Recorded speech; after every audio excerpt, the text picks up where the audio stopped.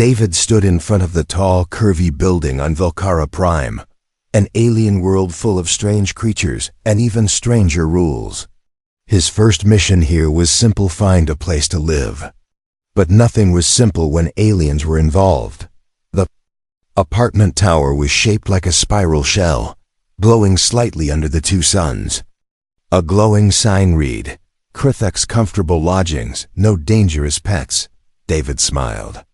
At least I don't have a pet, he thought. At the entrance, a tall, slithering figure waited for him.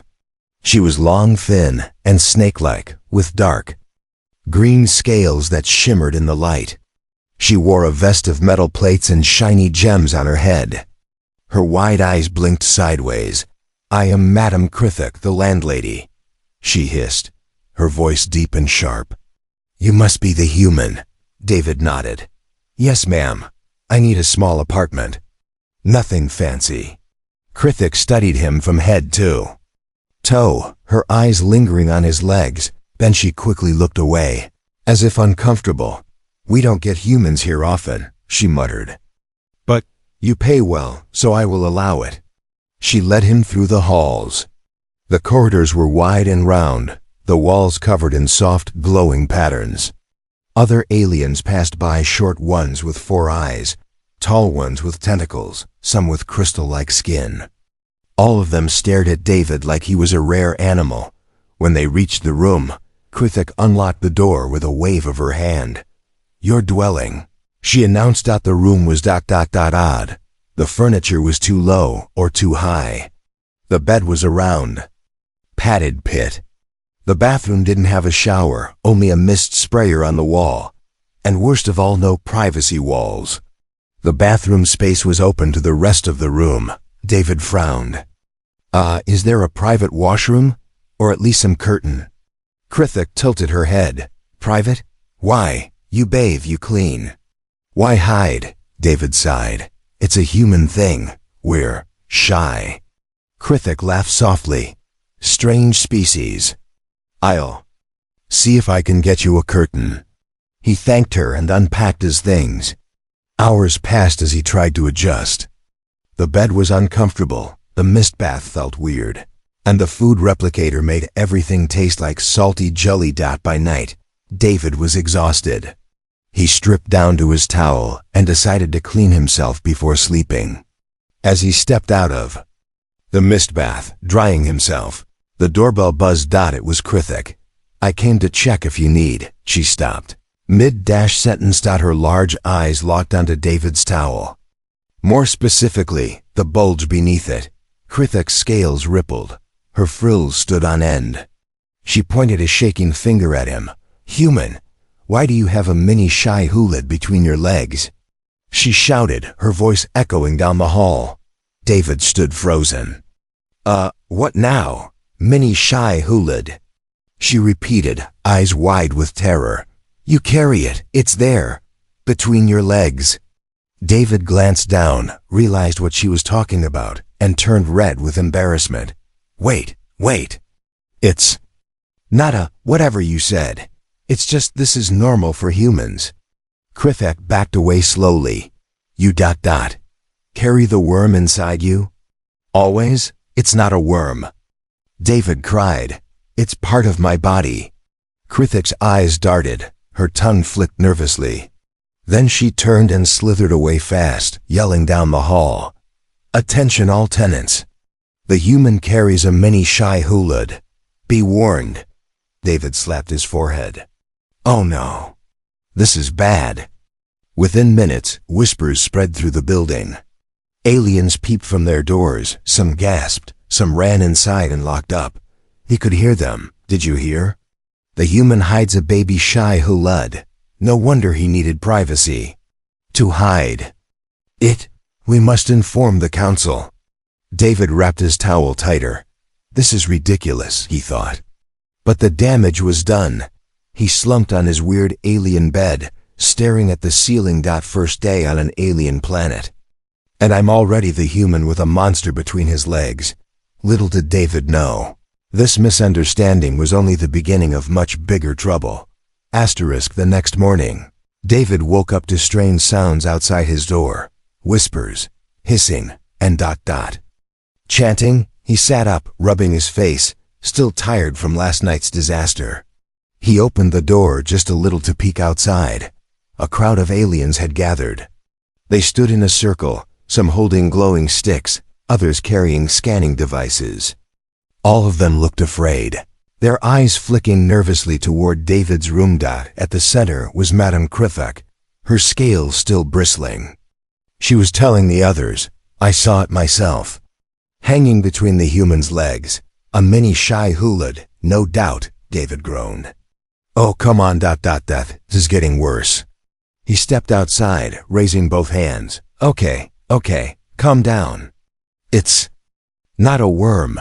It's just part of human anatomy, perfectly normal." The aliens backed away, some gasping. A tiny, frog-like alien whispered to another, "It talks.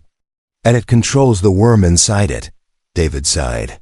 "No, it doesn't control anything. Look, can somebody please explain what the Shy Hulud even is?" "I don't know what you're talking about." The crowd murmured, unsure if they should speak.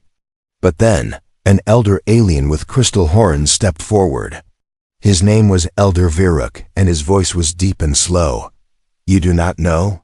Then, listen well, human." Everyone fell silent as the elder began to speak, his eyes glowing faintly.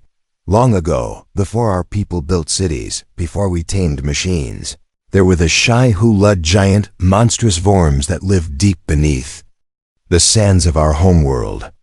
They were so massive they could swallow entire towns. Their roar could shatter the sky itself." David listened closely, the story pulling him in despite the weirdness. They say the Shy Hulud could smell weakness and hunger. But worst of all, they could spawn. They would send smaller versions of themselves into creatures, hiding inside them, waiting until the host grew, then bursting out as a full Shy Hulud. The elder's eyes narrowed at David. "And now, human, you arrive on our world, and we see this growth between your legs. Tell us, how are we to believe it is not a Shy Hulud spawn?" David's jaw dropped, because that's not how humans work. It's just a natural part of us. It doesn't burst out, it doesn't summon monsters, it's just ... "Biology." The aliens exchanged doubtful looks.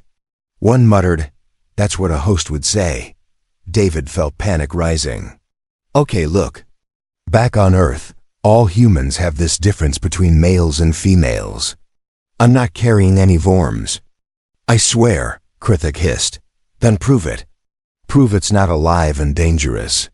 David was about to answer when a soft voice spoke from the side. "I believe him." Everyone turned. It was Lessa, a small blue-skinned alien girl with glowing spots on her arms. She stepped forward bravely.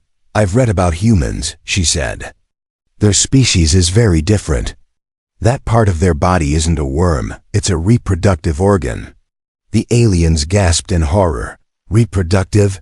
You mean it creates more humans?" David's face burned red. "It's not like that." "Well, okay, it is, but not like you think." Elder Viruk frowned. "Words are cheap. Prove to us that it is not a mini Shy Hulud." David groaned. "How? I'm not showing you." "That's just ... weird." Lessa whispered to him. "If you don't clear this up, they'll think you're a danger to the whole building. They might kick you out, or worse." David clenched his fists. "Fine, but not like this. Give me some time. I'll explain it. Properly scientifically." Krithak crossed her arms. "You have till tomorrow morning, or the council will decide your fate." The crowd slowly dispersed, but whispers remained.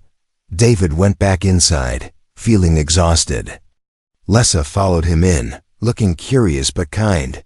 "You handled that well," she smiled. "But you'll need help explaining human biology to them. I can assist." David chuckled weakly. "Yeah? Ever given an alien biology lecture before?" She shook her head. "No, but it'll be fun," David sighed. Let's hope so. Because if this goes wrong, I'll be known as the guy who brought a planet-killing worm in his pants. Lessa laughed, a soft musical sound. Then let's make sure we teach them the truth. But deep in the city, another problem was growing far. Beneath the ground, something massive had started to stir. Something. Very real. Something with teeth. The next morning arrived, but it was not peaceful. Loud thuds shook David's apartment door. A cold, commanding voice shouted from outside. By the order of the building security council, open this door. Now. David sat up instantly, his heart racing. He barely had time to get dressed before the door rattled again. What now? He muttered, pulling on his shirt. When he finally opened the door, his eyes widened. A group of alien guards stood there in shining black armor, each carrying strange, humming weapons. Their leader was a tall, bulky alien with a stone-like face and horns. His nameplate read Captain Throck. Behind them stood Madame Krathok, looking smug and still a little nervous, and next to her, the crystal-horned Elder Virak. David raised his hands. Okay, what is this about? Captain Throck stepped forward. Human, you are being inspected for harboring a living mini Shy Hulid on your person. We have authorization to verify immediately. David's jaw dropped. Wait, what? You're going to inspect me? Personally? That's no way. That's private, Krithik hissed. You refused to prove it yesterday. Now the council agreed. We will see it ourselves. David shook his head. No. Humans have boundaries. You can't just inspect my body like I'm some science exhibit. The guards advanced. Lessa suddenly appeared, squeezing past the guards. Wait, she yelled. You can't do this.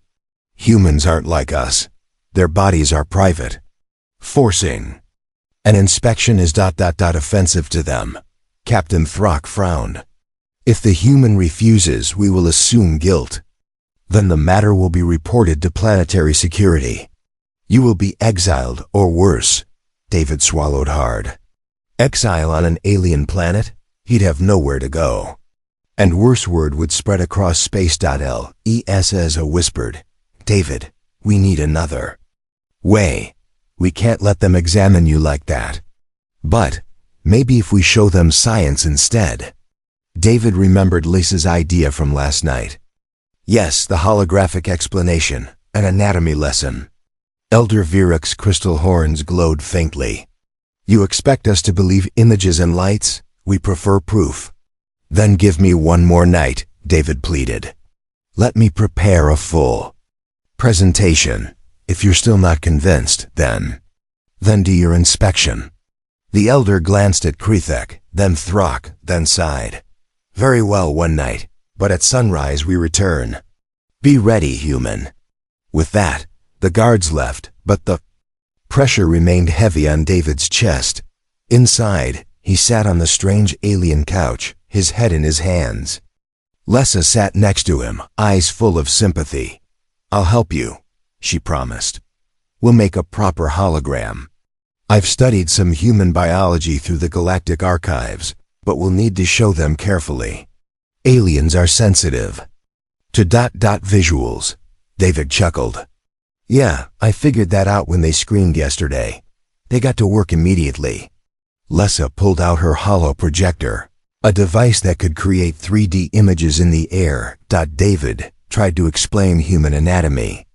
But every time Lessa modeled it, the image looked weird, even disturbing. Why does it look like a tiny alien is hiding there? She asked, tilting her head. That's just how it is, David said, frustrated. It's not a worm. They laughed despite the awkwardness. But their time was short. As night fell, they refined the hologram, adding labels, diagrams, and explanations. Suddenly, they heard a strange scraping sound at the door. David stood up quickly. What's that? Lessa peeked through the tiny hole. Oh no. It's one of the neighbors. He's spying on us. David opened the door quickly, catching a small, gray-skinned alien peeking in, eyes wide and terrified. The neighbor gasped. I knew it. The human is preparing the mini Shai Hulud for release. They're training it. He ran down the hall screaming. David groaned. Great, now they think I'm raising it like a pet. Lessa shook her head, worried. This is bad. Tomorrow they'll be even more scared. They worked through the night, perfecting the hologram. But deep down, David feared it wouldn't be enough. If they don't believe me, what then? Meanwhile, deep underground, something huge moved through the dirt, scales scraping stone, teeth grinding. The real Shai Hulud had awakened, and it was heading toward the city. Asterisk. The sun had not yet risen, but David and Lessa were still awake. They had spent the whole night building the holographic presentation about human anatomy. Every time David looked at it, he felt more nervous. This is either going to save me, he muttered, or make things a lot worse. Lessa smiled weakly. We made it simple, colorful, and not scary. I even added cute arrows, David chuckled. Yeah, because nothing says not dangerous like cute arrows. Just then, a loud buzz echoed through the apartment. They had arrived. David's stomach tightened as the door slid open. Captain Throck, Krithik, Elder Virek, and several other tenants marched in, all armed with scanners and devices. Some neighbors even peeped from the hallway, whispering and staring. Time's up, human, Throck growled. Show us proof, or we will inspect you ourselves. David swallowed his pride. He stepped aside and gestured to Lessa, who activated the HOLO projector. With a soft hum, a bright 3D image of a human male body appeared, floating in the air. It rotated slowly, labels pointing to each part. The organs were displayed one by one, explained with clear, glowing text in multiple alien languages. Lessa stood beside the image, speaking calmly. This is the human male form. What you fear to be a Shai Hulud spawn is actually part of their reproductive system. It is made of soft tissue, not a worm or a parasite. She zoomed in on the anatomy, showing internal structure, the blood flow, the nerves. The aliens watched, some with disgust, some with curiosity. Krithik's eyes were wide. She turned pale. You're telling me it's not alive? It just hangs there. David nodded, cheeks red. Yes, it's part of me. It doesn't bite. It doesn't sting. It just exists. One neighbor, the small gray alien who had spied on them, muttered, it still looks like it could snap at any time. David groaned. It really won't. Lessa continued. On Earth, this is perfectly normal. All males are born with it. It's not a danger to anyone. Elder Virek squinted at the hologram. Strange. So your species carries part of its reproduction externally? That seems vulnerable. David shrugged. Yeah, trust me, we've noticed. Krithik shivered. And it serves no purpose except creating more humans? David coughed awkwardly. Pretty much. The aliens exchanged uneasy glances. One muttered, still terrifying. Another added, how do they even walk around like that? David sighed, carefully. Lessa chuckled, but kept the presentation going, showing how human reproduction was very different from any known alien species. She even compared it to species that reproduced via spores, splitting, or energy transfer. By the end, the room was silent. The aliens seemed disturbed, but somewhat educated. Krithik folded her arms. So it is not a mini Shai Hulud. It's just a weird human part. David nodded quickly. Exactly. I told you, Captain Throck grumbled, lowering his scanner. I am still not comfortable, but it seems the human is not dangerous, not yet. Just as they were about to leave, a sharp alarm blared through the building. Red lights flashed, and a deep voice echoed from the emergency system. Alert! City defense breach. A Shai Hulud sighting confirmed. All citizens prepare for evacuation. Everyone froze. Virek's eyes widened. The real Shai Hulud. It's Awake? After centuries? Krithik's eyes darted to David. This must be your fault. You summoned it. David's face went pale. What? How? Throck shouted. Enough! Prepare defenses.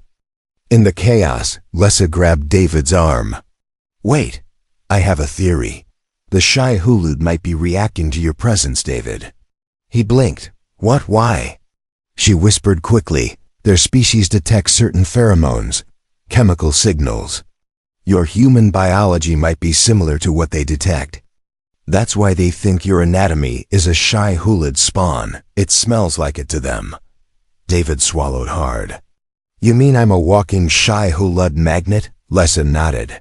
Yes, but maybe we can use that. We can draw it away from the city. Krithik overheard and sneered. Or we can throw the human to the worm and save ourselves.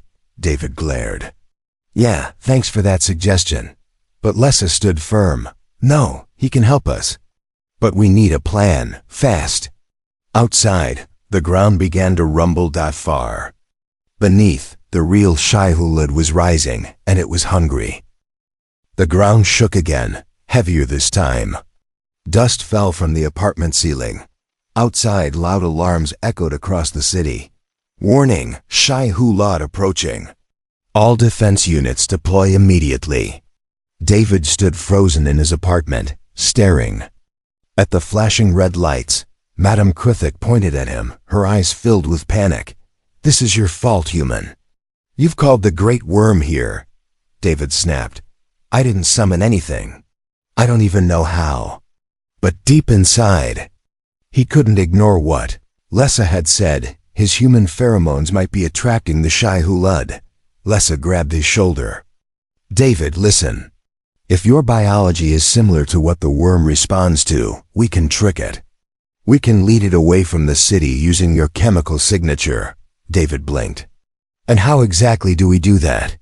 I can't just run in front of it and wave a mini Shy Hulud. Krithik sneered. Perhaps we should just sacrifice you. Throw you into the desert and be done with it. David scowled. Not happening. Lessa raised her hand. No. We can replicate David's pheromones artificially.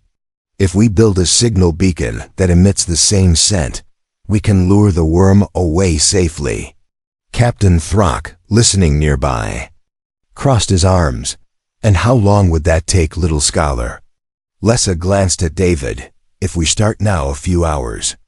But we'll need full data on David's biology. David frowned. You mean ... scan me? Lessa nodded.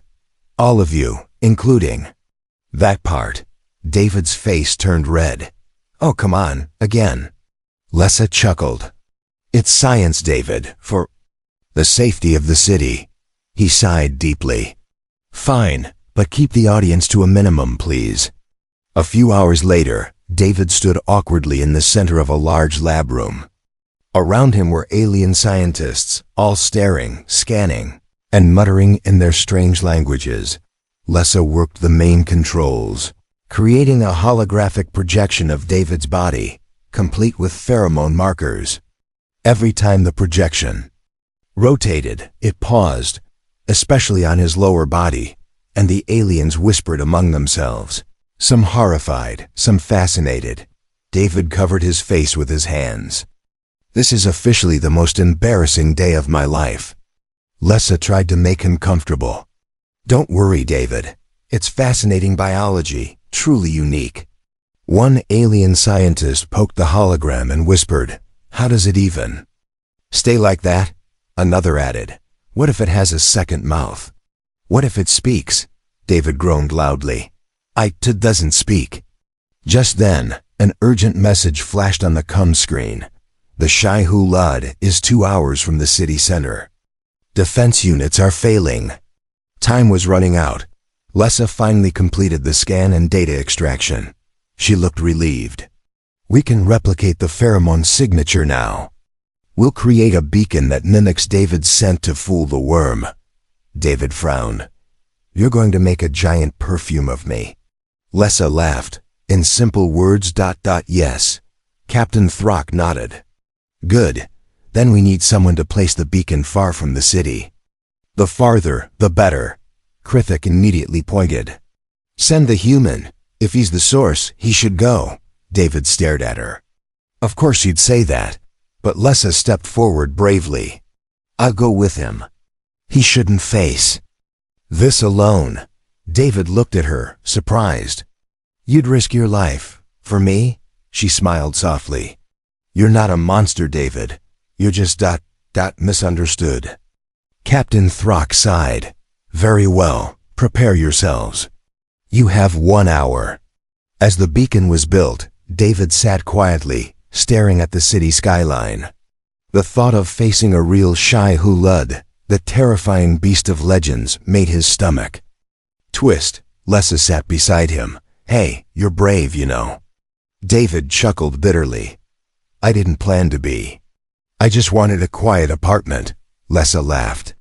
And instead, you're the human with the mini Shai-Hulud who might save us all. They both laughed together. Soon, the beacon was ready, a glowing, humming device pulsing with David's biological signature. Captain Throck handed it to David. Don't die, human. I still find you disgusting, but useful. David smirked. Thanks for the vote of confidence. With Lessa by his side, David prepared to face the greatest danger on the planet. The Shai-Hulud was coming, and only he could stop it. Not with weapons, not with strength, but with the weirdest part of human anatomy. The desert outside the city stretched wide and endless. Glowing under the twin suns, David stood on the soft, trembling ground, holding the pheromone beacon that mimicked his scent. Beside him, Lessa checked her small tracking device, her glowing blue spots flickering nervously. The wind carried a strange vibration through the air, like a deep rumble beneath their feet. Lessa looked up at David. It's getting closer. We need to hurry and place the beacon farther out. David's throat was dry. Remind me again, Lessa. Why am I doing this and not a drone? Lessa sighed. Because the real scent comes from you. The beacon works better the closer you are when activating it. The worm will chase the strongest signal. And that's you, right now, David groaned. So I'm bait. She smiled gently. Brave bait. They walked further into the desert, every step more difficult as the ground began to shake harder.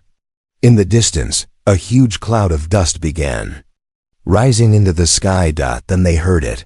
A deep, thunderous roar that seemed to come from under the earth itself. The sound vibrated in their bones. David's eyes widened. That's it, isn't it? Lessa nodded slowly, fear in her eyes. The Shai-Hulud. Suddenly the sand ahead erupted violently. A massive, scaly form burst out of the ground. A giant worm, taller than a skyscraper, its mouth a terrifying circle of sharp, rotating teeth. Its body shimmered with rough metallic scales that sparkled like stone.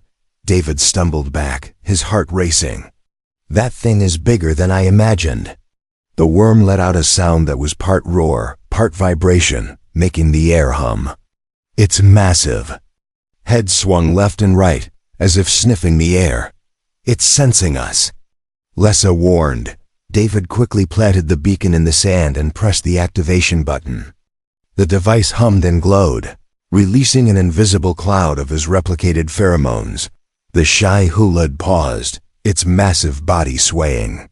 Then it turned directly toward them. Lessa's eyes widened in horror. It's coming straight for us. David panicked. What? The beacon was supposed to distract it. The real scent, you're still too close, Lessa cried. We have to run. Without hesitation, they turned and sprinted across the desert. Behind them, the ground exploded again as the Shai-Hulud lunged forward, its enormous mouth opening wider, ready to consume everything in its path. David ran as fast as his legs could carry him, his lungs burning, the tremors of the worm's approach almost knocking him off his feet. This was not what I signed up for. He shouted. Essa panted beside him. Just a little farther. If we cross the ridge, the signal will confuse it. They pushed their bodies to the limit, reaching a tall ridge of rocks. As they climbed, David dared to look back. The HFY was terrifying up close, its teeth grinding, its scales grinding against the rock as it pushed forward. Suddenly, the beacon's glow intensified, and the worm paused, confused. Lessa looked at her tracker. It's working. The beacon's signature is stronger now. It's locked onto the signal. David collapsed onto the ridge, gasping for air. The worm roared again, but this time it swayed, sniffed, and then started turning away, following the beacon's signal. Deeper into the desert, they watched as the enormous beast slowly disappeared behind a cloud of dust and sand, the earth settling once more. David laughed weakly. We're alive. We're actually alive. Lessa dropped next to him, smiling. You did it. We did it. But then her tracker beeped again. Her smile faded. What's wrong? David asked. Lessa's face paled. There's another one. David sat up, horrified. Another what? Lessa stared at the tracker, her voice shaking. Another HFY, even bigger. It's coming ... from the opposite side of the city. David's mind raced. How is that possible? I thought there was only one. Lessa whispered. There were always legends of more ... But no one believed them. Now they're waking up. Back at the city, Captain Throck watched the sensors flash red. Another worm. On a collision course. And we just sent our defenses. After the first one. Krithek, watching the screens, muttered darkly. The human's presence. It's a curse. But Elder Virik shook his head. No, the human saved us once. Perhaps he is our only hope again. As David and Lessa sat on the ridge, catching their breath, David looked at the rising dust from the opposite side of the horizon. He clenched his fists. Looks like I'm not done yet. Lessa smiled, despite the danger. You're the bravest human I've ever met. David smirked tiredly. That's because I'm the only human you've ever met. Far away, the second HFY roared. Louder, deeper, and even more terrifying, and it was heading straight for the city. The ground shook harder than before. Dust clouds covered the horizon. David and Lessa stood on the rocky ridge, watching in horror as the second HFY, even bigger than the first, tore through the desert. Toward the city, David clenched his fists. If that thing reaches the city, it'll destroy everything. Lessa nodded, her voice shaky. This one is bigger. The beacon alone won't stop it. We need another way. David looked down at his hands, then at the trail of sand splitting apart in the distance. Maybe it's not just the beacon. Maybe it's me. Maybe I can stop it. Lessa looked at him, worried. David, that's suicide. David chuckled bitterly. So's doing nothing. I'll do it my way. He grabbed the backup pheromone capsule from Lessa's kit, crushed it in his hand, and rubbed it on his arms and neck. Lessa's eyes widened. David, that'll make you the strongest scent in miles. David grinned weakly. That's the point. If it wants me so badly, it can come get me. Away from the city. Lessa grabbed his arm. You'll die. David looked her in the eyes, his voice serious. Not if you help me guide it. If I can lead it toward the old canyon, the cliffs might trap it. Lessa hesitated, then nodded. Okay, but I'm coming with you. David smiled. I knew you'd say that. Together, they sprinted toward the incoming beast. David's body now emitted the strongest pheromone signature ever detected by alien sensors. Back in the city, the command center picked up the reading. Captain Throck stared at the monitors. What is the human doing? His signal is flaring like a supernova, Krithek scoffed. He's trying to get himself killed. But Elder Virik stood up, his eyes glowing faintly. No, he's leading the monster away, like a true warrior. Outside, the enormous worm sensed David's presence. It roared, the sound of 1,000 mountains collapsing. The ground split as it turned toward him, moving faster. Hungrier. David felt the tremors under his feet, getting closer by the second. "Lessa," he shouted. "How far to the canyon?" She checked her tracker. 3 miles. "But we have to go faster." They jumped on a nearby hoverboard, Lessa's personal transport.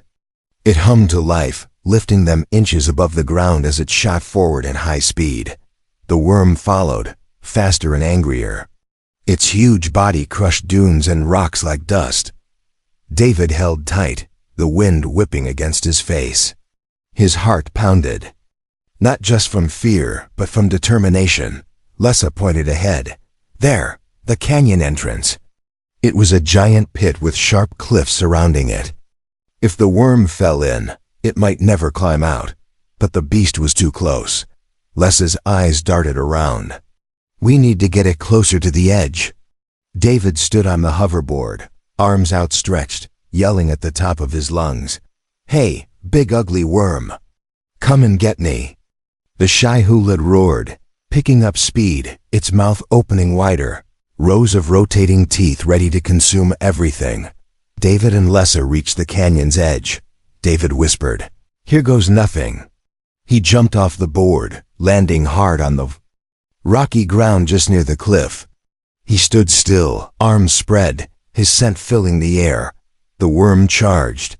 Unstoppable. At the last second, David dove to the side. The worm, moving too fast, couldn't stop. With a deafening roar, the massive creature lunged past the cliff and plummeted into the canyon. The ground trembled violently as the Shai-Hulud smashed into the rocks below. Trapped, roaring in fury, but unable to climb out. Dust filled the air, but when it cleared, silence followed. David lay on the ground, panting hard. His body ached, but he was alive. Lessa ran to him, her face full of relief.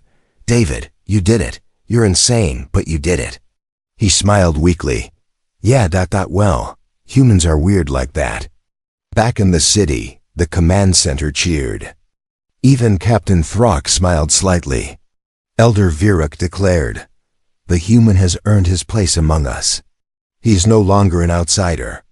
Later, when David returned to his apartment, Krithik was waiting. She looked uncomfortable. She muttered, "I misjudged you, human. Your mini Shai-Hulud may have saved us all." David laughed. "Told you it wasn't dangerous, well." "Usually," she nodded. "I have prepared special accommodations for your uniqueness. A private washroom, human style." David grinned. "Best gift ever." Lessa stood nearby, smiling warmly. "You're a hero, David, the first human hero of Valkyrie Prime." David leaned back, stretching. Not bad for a guy who just wanted an apartment. Far below, the Shai-Hulud roared from the canyon, but it was trapped, beaten by a human who had no weapons. Just courage, wit, and a weird piece of biology misunderstood by the entire galaxy.